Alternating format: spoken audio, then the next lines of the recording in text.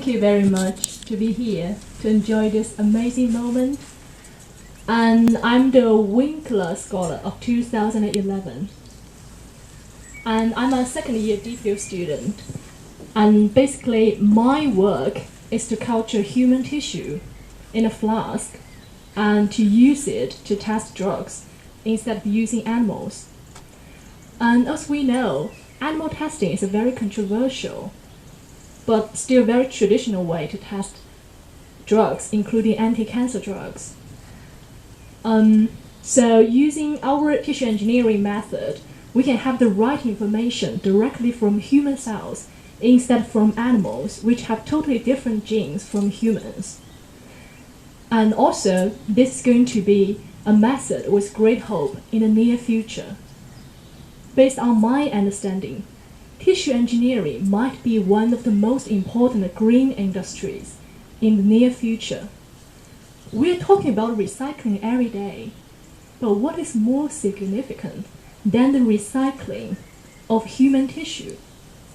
There's an old saying in medicine, nobody is cleverer than human body itself.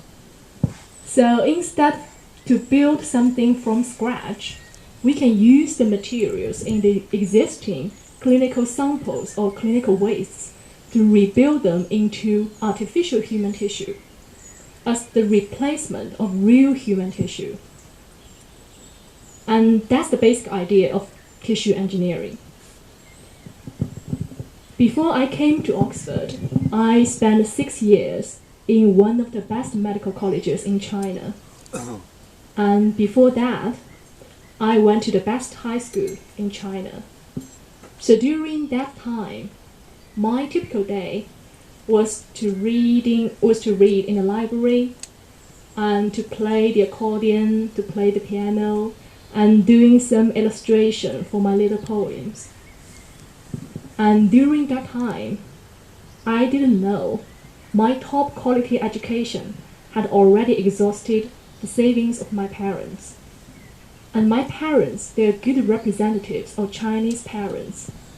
They can save every penny from their basic living cost just to support their children, to support them to have the top quality education.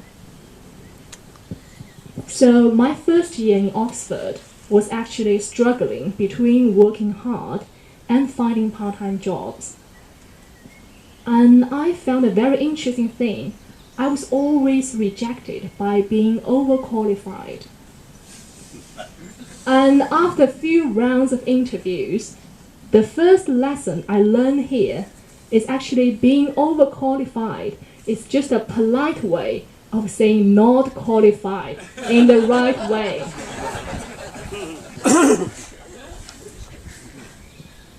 So yeah, actually you can learn a lot, not just in the labs, in the library. You can learn more from the real life. So finally, I was on the waiting list of a job. And after a long time waiting, at the last minute, I received a call to tell me, okay, Xiao, we have a math tutor who is ill today. Could you take his place? So I just went there. And only 10 minutes before my work, I realized actually it was about theoretical math. And I'm going to give some professional tutorial advice on a university application for a genius young mathematician. And he is applying to Oxford University. And he's already genius himself. Okay, and well, to be honest, I think engineers, as us, we are all good at math. But for theoretical math, to be honest, you can never imagine. The math I learned in that 10 minutes was more than all I have learned in all my life. So what I did is actually I took out my cell phone and I found 3 friends with very strong background in math. Okay, I have 10 minutes, right? So I spent 3 minutes to talk with each of them. And I used the last minute summarizing the advice they gave to me. And then I was ready for the challenge. So it turned out to be a super success. And the mathematician talked to me and he said, Xiao, thank you so much. In all my life, I can never imagine a mathematician could give me so professional advice from the perspective of biology. Well, I'm not a mathematician from the beginning. I am a biologist. Of course, I didn't tell him that. So I would like to thank COSF again for both the financial and spiritual support. I think these supports are very important for young scholars like me, because we still don't know how to transform our degrees into other values. There was once, I didn't have any income for 3 months, and my dad just lost his position in the company, and my mom was ill.